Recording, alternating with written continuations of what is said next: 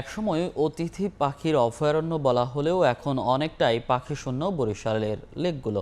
সে খবর জানাতে এই মুহূর্তে দুর্গাসাগর দিঘি এলাকায় আছেন সহকর্মী অপূর্ব অপু। সরাসরি যাচ্ছি তার কাছে।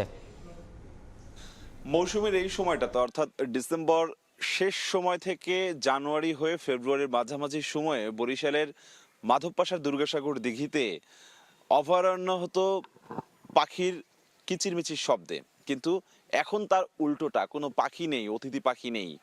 কেন নেই এ নিয়ে কিন্তু এলাকার মানুষ অনেক সময় মিশ্র প্রতিক্রিয়া ব্যক্ত করেছে, ক্ষুব্ধ প্রতিক্রিয়া ব্যক্ত করেছে। আমি এই মুহূর্তে আছি বরিশালের সব থেকে নান্দনিক একটি জায়গা, প্রকৃতির মাঝে মানুষ এই জায়গাটাতে এসে ঘুরে বেড়ায় এবং এই ঘুরে বেড়ানোর সাথে সাথে প্রকৃতির মাঝে নিজেকে সে নতুনভাবে খুঁজে নেয়। এখানে পাখির কিচিরমিচির থাকতো, ঝাঁকে ঝাঁকে অতিথি পাখি আসতো, কিন্তু এখনো কিন্তু সেই পাখি আসছে না। যারা প্রকৃতিপ্রেমী রয়েছে, পাখির গবেষক রয়েছে, তারা বলছেন যে 200 থেকে 250 প্রজাতির পাখি আসতো, কিন্তু এখন সেই পাখি নেই। ঠিক এই মুহূর্তে যে ছবিটি দেখছেন, এটি বরিশাল শহরের থেকে মাত্র 11 কিলোমিটার দূরে মাধবপাশা দুর্গাসাগর দিঘি। 52 একর জায়গা জুড়ে এই দিঘিটি রয়েছে। বিশাল আকৃতির একটি দিঘি রয়েছে। দিঘির ঠিক মাঝখানে আলাদা একটি বনায়নের মতন করা হয়েছে। এখানে প্রতি বছরই পাখি দেখা যেত, কিন্তু এখন আর নেই। আমরা স্থানীয়দের সাথে একটু কথা বলবো, যারা এই এলাকার বাসিন্দা, এই এলাকায় থাকেন, তাদের সাথে কথা বলবো।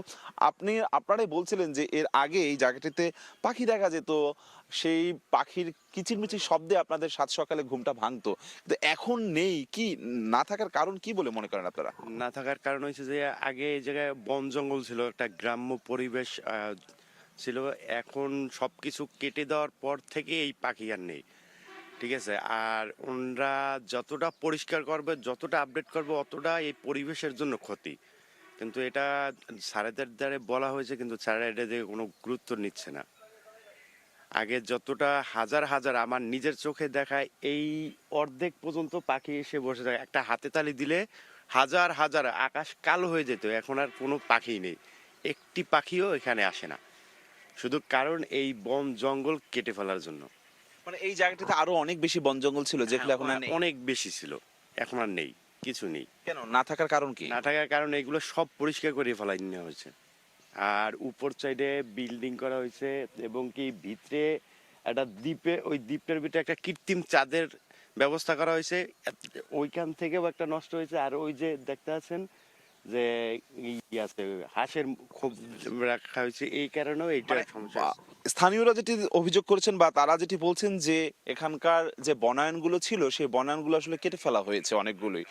এই বনায়ন কেটে আলাদাভাবে যখন এটি কৃত্রিমভাবে সাজানোর চেষ্টা করা হয়েছে, তখন থেকেই মূলত বিপত্তিটা তৈরি হয়েছে, জটিলতাটা তখন থেকে তৈরি হয়েছে, যখন থেকে বনায়ন কেটে, গাছগাছালি কেটে নতুনভাবে ভিন্নভাবে চেষ্টা করানো হয়েছে। তখন থেকে আস্তে আস্তে ধীরে ধীরে এখানকার যে আসলে প্রকৃতির যে সৌন্দর্য, সেই প্রকৃতির সৌন্দর্যটা হারিয়ে গেছে। স্থানীয়রা আরো বলছেন যে আসলে শহর কেন্দ্রিক সৌন্দর্য এবং প্রকৃতির সৌন্দর্য ভিন্ন। শহর কেন্দ্রিক সৌন্দর্যের যে অবকাঠামো, সেটি অনেকটা কৃত্রিমতা রয়েছে, তবে প্রকৃতির মতনই আলাদাভাবেই রাখা উচিত। যেটি প্রকৃতির সৃষ্টি, সেই প্রকৃতির সৃষ্টির প্রতি যদি হাত দেওয়া হয়, তাহলে কিন্তু এই যে প্রকৃতির ভিন্নতা, সেটি আসলে পরিলক্ষিত হয়। যেমনটি আগে হাজার হাজার পাখি আসতো, বিভিন্ন 200 থেকে 250 প্রজাতির পাখি আসতো, অতিথি পাখি, এই সময়টাতে সেটি এখন আর নেই। অনাগত দিনে কতটা আসবে সেটি নিয়েও প্রশ্ন এখানকার মানুষের মাঝে। আমার কাছে বরিশালের মাধবপাশা দুর্গাসাগর দিঘি থেকে অতিথি পাখির এতটুকুই খবর ছিল। সরাসরি যুক্ত ছিলাম বরিশাল থেকে।